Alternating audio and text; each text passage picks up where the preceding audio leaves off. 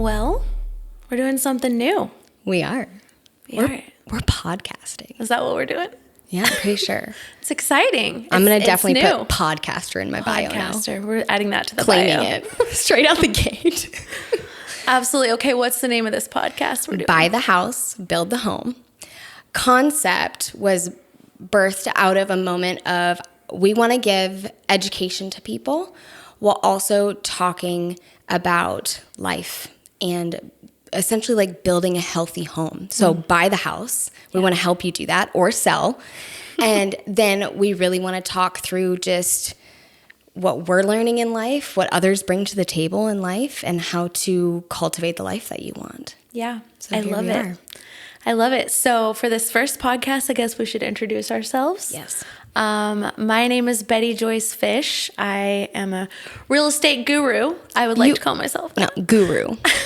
Podcaster, Guru. Yes. I got my agent's license in 2013, broker's license in 2018. I am so passionate about real estate. It was one of the things that absolutely changed my life. I own a couple of homes, a couple of investment properties, and I wouldn't have it any other way. I tell people I wish I would have gotten into it earlier. I think financially it's one of the most impactful decisions that you can make, and I do feel passionate about educating people around it because I think there's a lot of mystery around something you don't do every day, right? So But once you learn it too, you learn it. have more of a skill set or more knowledge to make a good choice. So. absolutely. So what is your name? My name is Shelby Harveau, and I have not been in real estate since, what did you say? 2013. 2013. I have been interested in real estate. No, a decade. This is 2024. Sorry, go ahead. No, how are we not? The 90s were 10 years ago That's crazy. for me. I don't know. It's 10 years ago. I don't understand. Yeah, no. But yeah, I have been interested in real estate for quite some time. And when I got here with my husband, we moved here from LA, and we thought we were going to have to rent for a while. And I actually found Betty in the midst of that, developed a friendship with her, and I came to her and said, hey, I think we might need to rent. And she goes, I think you should just talk to a lender first and see what you can do. A week later, we had a contract down on our first home. I remember that. Which was pretty crazy. And then walking that process out, a year into owning that home, we very much stumbled onto another home. So apparently that's how we do it. You stumble. We just stumble along and hope it works. But we converted our first house into an investment home, and now we're in our new house. And walking through that process, I just realized I wanted to be a part of real estate, not only as investments, but helping buy, sell, educate around that for people. There's so many things that I didn't know to know. Yeah. So that's why we're here. And I'm still learning as a homeowner. 100%. You learn every day. I'm still learning as an agent because I've done so many transactions and they're all different. I always tell people sellers are always selling for different reasons. Yeah. Sometimes a seller is selling just to see how much they can get for their house. Sometimes a seller is selling because of death, because of divorce, because of relocation. And every buyer's buying for a different reason. Sometimes a buyer's buying because they've outgrown their house. Sometimes kids have grown up and they're empty nesters and now, they want something smaller. And there's always so many different nuances. So I'm learning every day too. But I always say to people, you don't know what you don't know. Yeah. And I mean, in your case, when you're like, I think we have to rent, I think that's the mentality of so many people. And sometimes that's the case. Yeah. But I always love working with people and saying, hey, just start asking the questions. I have encouraged so many people at this point to just reach out to a realtor, to a lender, and like you said, start asking questions, start having the conversations, because you don't know, again, what you don't know. Yeah. And I know the conversation with you radically changed the trajectory.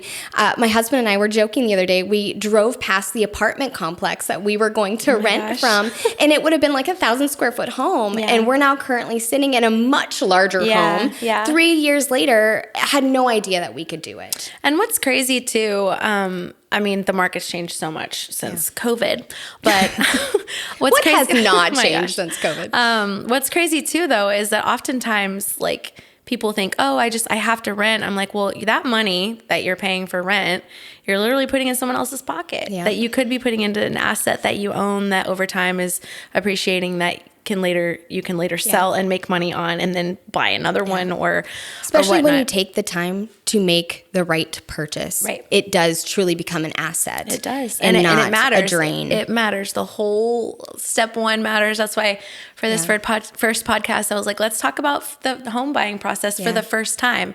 And once you've done it you've done it and you know more. But let's say you wait 7 years to buy again, you don't really retain that information. So and the market is probably adjusted everything's so much different. at that point. Everything's different. Yeah. So I always tell people, the first step, unless you have all cash, which most first-time home buyers. Does somebody want to give me that? Most first-time home buyers don't have all cash, but I always say start with contacting a lender. They're going to look at your credit score, your debt-to-income ratio. They're going to be able to help you if basically you're not in the place to buy yet. You need to get your credit score up a little bit more. Which is okay. It's okay. And I've had so many where they're like, you know what, we're not ready to buy yet. Yeah. But now I at least have a light to see. They have a path. Yeah. It's like, okay, now I know what I need to do. Practicalities. I need to pay down this credit card, pay down this student loan. Let's get a couple of these things off my credit to get my credit score up a little bit higher. Also, I'm going to get that raise in 6 months because I know that my boss, Yeah. So there's all kinds of things ahead of you that, once you have the path lit up, you're like, all right, now we can know to do this in 6 months, and let's hold off for a little bit. Or you might be shocked, like in your case, where it's like, you can do this. All right. You can do this, and you can actually find something that you love in an area that you love. And so, like I said, I start with a lender. That's if you don't have all cash.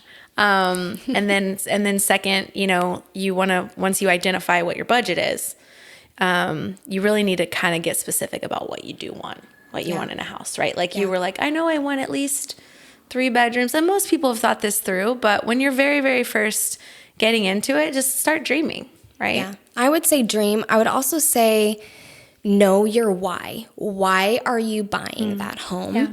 Because I know for us, when we were buying that first home, we were just thinking how much fun will it to be a homeowner and to be in a home and out of an apartment. Because living in LA, we were in a 1-bedroom apartment with a little one. We very literally gave up our bedroom so the newborn could sleep. We slept out in the living room.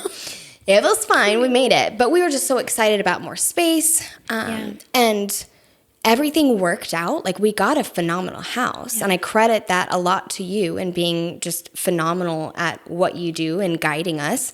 But I wish I could go back and tell myself, okay, yes, be present with why you're buying a house, but also look to the future. Do you want to turn this into an investment property of some kind? Would you want a house hack? Like, a lot of people are doing that now, where they buy a house maybe that's just a little bit bigger than what they need, and they rent out a room. Yeah. And that rent can help pay down your mortgage. Absolutely. Now, that's not for everybody. Not every personality type can handle that.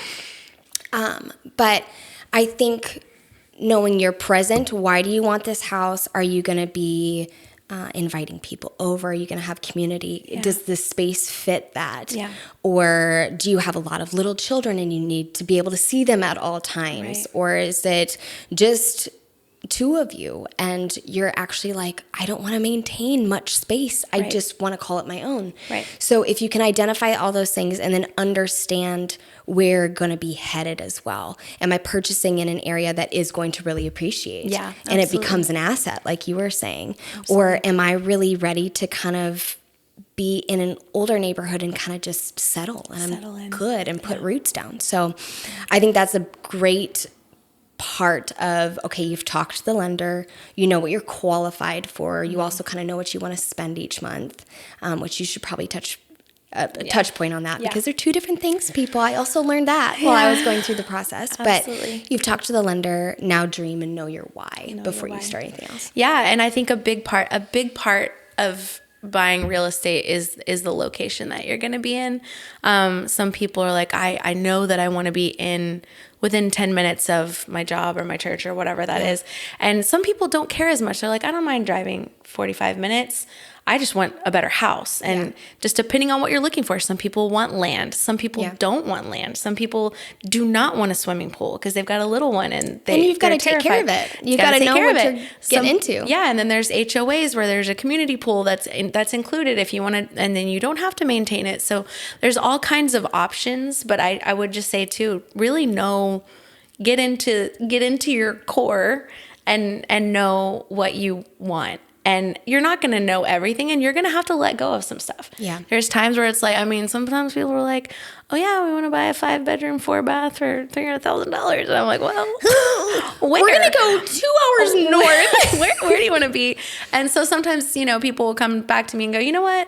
We don't really care that much about a 2-car garage, but we do want a 1-car garage. And that might open it up where there's another property that fits perfectly without that 2-car garage. So we can kind of get in and start tweaking too, because you don't always know what you don't know. Knowing where to compromise. Exactly. What's a healthy compromise. Yeah. And oftentimes, especially if there's spouses involved, you have one spouse that is really gung-ho about the garage and the other one really cares about the kitchen. I want to understand why opposites attract is so accurate. It's true. Even in home buying, but I will say, I have seen this over and over again, not only for myself, but others. When you and your husband or spouse agree, like, just go. Just go. Take the action. I mean, and as a real estate agent, I have seen some pretty ugly fights between, I'm like standing in there like, I'm going to give you guys a minute. Because, yeah, it's funny. I'm not going to be a counselor when today. you do find something that both parties agree to, and it's like, I can let go of this, I can hold on to this. Probably a pretty good sign. Yeah, and it's really beautiful to watch it all come together. And I love, like you were saying, just that you having your own space. I mean, something that came to my mind was even just like getting your packages delivered. Like, it's so different in an apartment complex, you know, than it is, you know, at your doorstep. It's like even like bringing your groceries in if you're like on the 4th floor of an apartment. It's just a very I did that for far too long. Like, no, just drop it right here for me. Thank you. But anyway, I personally just think starting with a lender, knowing your why. Yeah. But something we were processing earlier was just taking action. Like, you know, I think oftentimes people just get stuck, and we can take this outside of real estate, right? Yeah. And there's just this thing of like, well, I don't know. And you kind of feel victim to I guess I'm just going to rent, or I guess I'm just going to be here. And it's like, explore and take action and do something you didn't do. If you don't do something you weren't doing, you're not going to change where you're going, right? Yeah. So it's just one of those... Definition of insanity. Yeah, yeah, exactly. It's just one of those things you have to do is like take forward action, move forward. Even if that means I got to sit here for 6 more months. That was a forward action, right? It was a choice. Yeah. You made an actual choice. Yeah. It didn't just happen to you, right. Which sometimes things in life just happen, and we have to pivot, and we have to, sometimes they're great, sometimes they're not, but a lot of times we get to make active choices and participate in where we're going. It's so funny that you said that, because I actually like to think through at the beginning of every year, like, what is my word for the year? How do I want to approach the year? What is your word for this year? Action. Action paired with trust. Oh. Like trusting in myself, trusting in just where I'm going and what I'm doing, trusting the choices that I'm making. But it is action, because I think so often, again, we're outside of real estate right now, but it completely applies to your purchasing decisions and where you might go with that. But when we choose to take action, step out of our comfort zone, see our world expand. Yeah. And so I'm excited about it for myself. Honestly, even doing the podcast, Absolutely. right? We're taking action. Well, and it's always uncomfortable too. Like even the thought of like buying a house. I mean, it's really fun terrified. and great and grandiose, but it's also not. It's like, oh my gosh, what if something breaks? Like, what if a pipe? It's like, you don't have to be a plumber. I tell people Been this all there the time. and done that. Yeah. We'll get into that. Well, We'll dig into that. No, I also tell people, you know, that's something I hear people say often with buying a house is it's like, well, I don't know. I don't know how to fix things. I don't know how to fix things. I'm not a handyman. You don't have to be a handyman. You need to know one. You know what I mean? And it's always like you don't know, you figure it out. Yeah. And it does come with an element of feeling uncomfortable, feeling a little out of control, a little over your head, a little fish out of water whenever you're doing something new. It's just part of it, But give yourself permission for that to be okay. Yeah, because the alternative is what? You just stay where you're at? Gonna be stagnant. Yeah. Nobody wants that. No. At the end of the day. I think the pain of the temporary pain of feeling uncomfortable or stepping out or doing something scary that could fall apart or might not. The temporary pain of that is so worth the long-term 100%, reward, 100%. Because otherwise you're stuck in the pain of I did nothing. Yeah. And I'm still here 2 years later, 5 years later, Yeah. with the same type of information that I had before, same fears, same. Absolutely. So you might as well just start and just try. Just do it. And even if you fail, even if it falls, like you fall, like we drew a podcast and we suck. Like that's not gonna fail. Let's be honest. I'm just saying, even if you do, you're still doing something, and that's how you grow. It's the only only way to grow. And if I was too scared to do my first real estate transaction, you wouldn't. How would I get to my second? How would I get to my 22nd? How would I get to my 52nd? And it's really how you. I completely agree. Right. I feel like we rabbit trailed on life a little bit there. As we will. Which is the point, right? That's the point. Welcome to our podcast. That's why we have build the home and not just buy the house, right? Exactly. Yeah. You got to do both. Let's go back to practical steps, though. We talked about reach out to a lender, get qualified for a number, understand your budget, know your why, dream a bit. And then we kind of went on take action. But what does take action look like if you know what you want and you know what you're qualified for? Yeah. So, I mean, I'm obviously going to say find a really good real estate agent to work with. That's your first step. They should direct you towards a lender. You might already know a lender, but there's a lot of not great lenders out there, and you don't want to go with a big bank usually. Yeah. Like Chase and Wells Fargo. Oftentimes they're going to say, oh, we can get you a better rate, but you have to actually pay for that, and they've got all these hidden fees and everything. So have a good real estate agent. Once you have that budget, an agent's going to set you up on a portal through the multiple listing service, the MLS, and we're going to really get into your wish list. Yeah. How many bedrooms, how many bathrooms, what location do you want to be in? What's that budget? That's really important. I can't get you on a portal until I have a budget, because what I'm not going to do is put you in there with an endless budget where it's like, this is $14 million. And then people are so like, not like house hunters. We're not house huntering this. No, we're not doing that. I love that you threw in house hunters. That's funny. Sorry, I didn't mean to throw shade at house hunters, but I love when they're like, I'm a teacher, and we kind of know most. Yeah. And they're like, we're buying a $5 million home, and I'm like, okay, interesting. So we're gonna make sure you're on a healthy budget. Yeah, let's put it that way. So once I get you set up on that portal, that's when the fun part starts, and that's when we start showings. Message your agent, say, hey. A lot of times you can do some work on the front end too. So I can go ahead and look at this seller's disclosure notice. If someone's particularly worried about, plumbing issues or roof is old, we can look at stuff like that on the seller's disclosure notice if it's available. That's just a form that the seller fills out when they're selling their house. If it's an investor, oftentimes they don't know because they haven't lived in it. But it's going to tell us where their insurance claims filed. Does it look like this house has been problematic, right? Has there been foundation work done? If there has been, is there a transferable warranty? That's really important. So important. We got that on both our houses. And I'm going to look at who's that company, right? Because there's a lot of foundation companies out there that are these little mom and pops that then that transferable warranty means nothing because oops, we're not around. We're not in business anymore. Yeah. So you want to really do your homework there. I also can run some comps and say, hey, I think this thing is priced really well right now, or this thing's been on the market for 60 days. They've made 3 price reductions, 5 price reductions, and actually we could probably get it for less, right?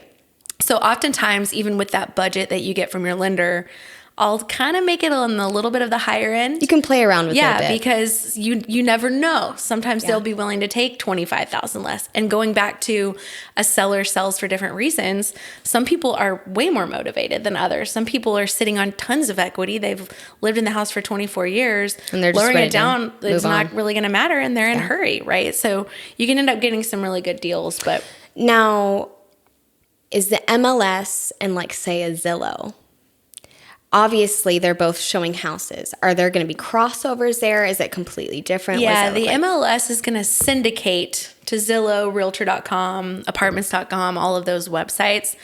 Zillow is not always accurate, especially if In real time. Yeah, it won't Okay. show. So oftentimes I'll have a client send me a Zillow link and they're like, we love his house. And I'm like, oh, well, it's already pending. Yeah. And Zillow's not showing pending, but the MLS is showing pending. The MLS is going to be, it's called One Home is the name of the portal. That's going to be the most accurate information, and you're going to get notified as soon as it hits the market. Okay. It will hit Zillow. And Zillow's it's pretty fast, but and so it's never bad to look on Zillow. And I always tell people when you're renting, you want to look on Zillow probably first and foremost because a lot of landlords don't necessarily work with realtors. Like Yeah. whenever They just throw it up on Zillow. Right. They put it up on Zillow, they put a sign in the yard, and they're going to kind of handle it themselves, or they have a property management company doing that for them. But for buying, you're really going to want to be set up on that portal because it's going to show you everything. That makes sense. Like everything in real time. And then, yeah, we start the showing process. You know, they have gotten so crazy with photos where a property... They're deceiving. It's horrible. It's like the wide angle lens. And I'm like, oh, they perfected the lighting. that room looked after huge. editing. I feel like people do this on like dating apps and stuff too. I'm like, you zoomed out, you made yourself What look is that? 6 foot Catfishing? tall. Is that what that's? I'm like, you're not 6 foot tall, sir. Who are you fooling? But obviously, you have to step inside of the property with your own eyes, your feet, to feel how level is the ground. I'm very trained on looking at, is there cracks? You know, in the state of Texas, we have foundation issues. And it's, if you don't, you will at some point. Yeah, it's just a fact at this point. But there's differences between problematic foundation issues and just regular Kind of the normal shifting. wear and tear. Yeah. So once we start looking in person, that's when, you know, I tell buyers, like, especially if we're looking at several, you want to make note because it starts to all kind of run together in your mind. Sometimes people walk in though and they're like, this is the house. This is the house. I think we did that with both our houses. Oh yeah. Maybe it's I common. have a problem actually. No, it's a good thing. It's, you know what you like. And We also did not find that first house online though. We found it by my husband That's right. rolling through a stop sign, and officers were sitting in front of the house that was for sale, pulled us over and told us that a house was for sale because they asked us what we were doing in the neighborhood. For police I know. officers, just And after being in the house for a year, we actually saw them sitting in the same spot. And we went out and they're like, we thought it was you. cute. I don't think we got a ticket for that either. I think we were let off. So, you know, it was just a moment. Yeah, But I love it. Oh my I love gosh. it. Yeah, so once you start looking, like I said, some people just have that experience. Other people, it's really this, you're kind of torn between two. Yeah. If you're really torn between two, that's when we really start doing a little bit more homework. Which one's priced better?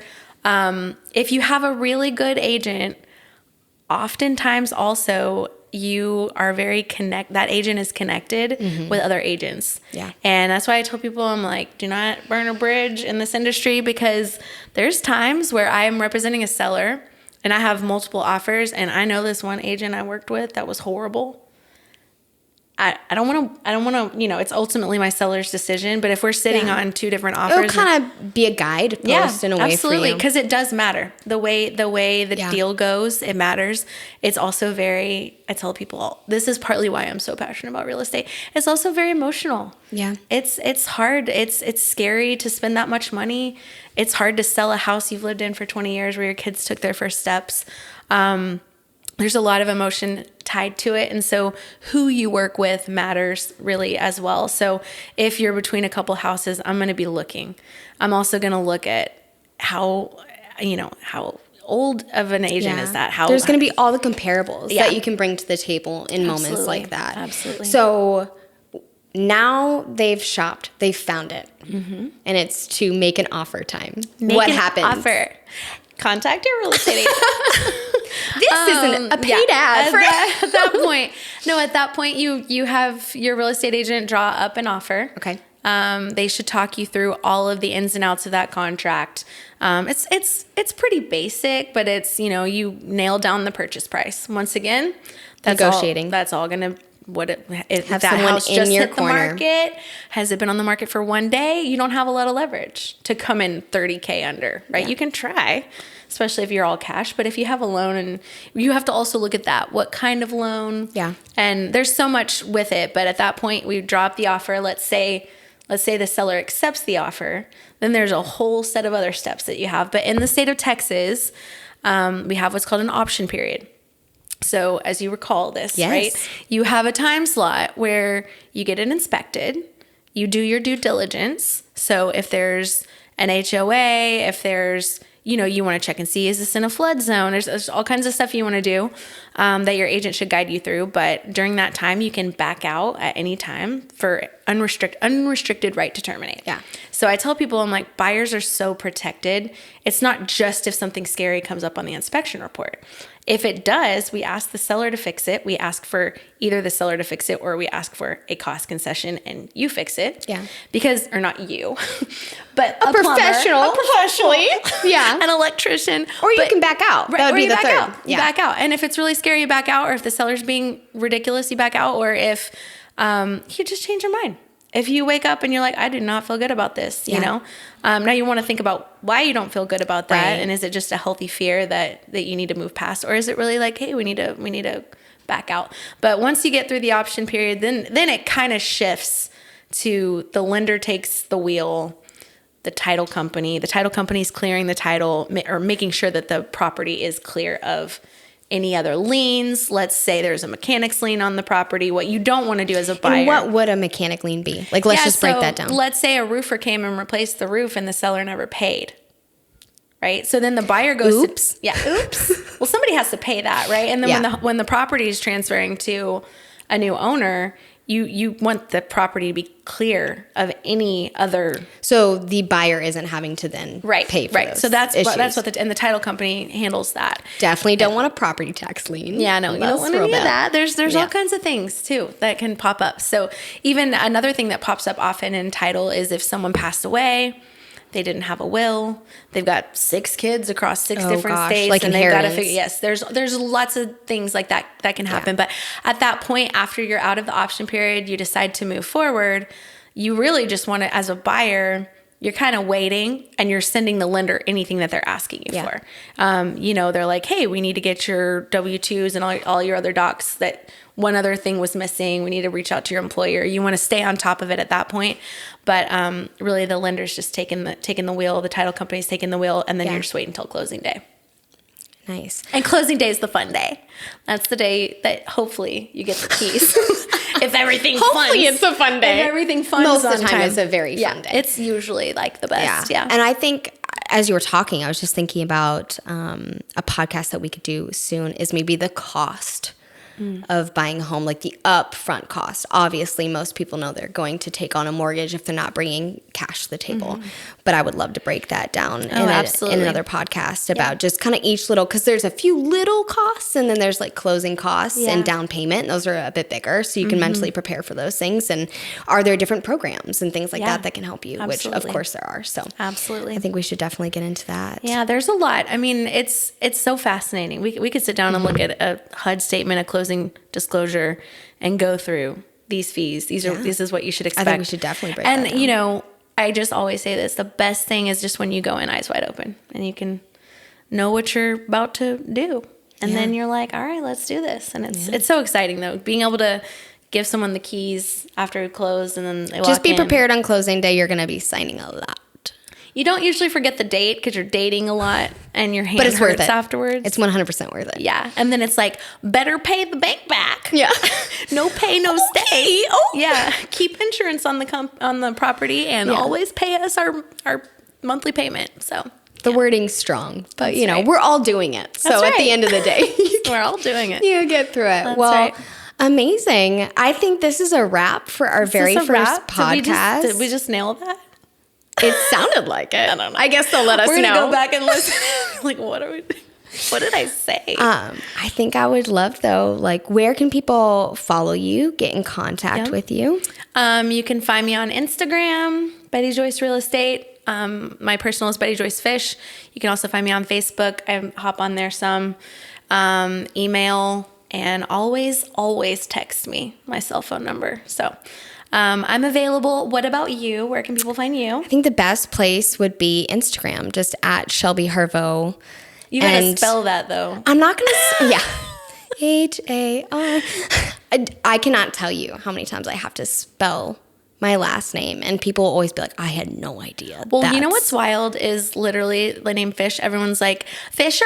And I'm like, no. It's just like No. in the sea, Finding Nemo.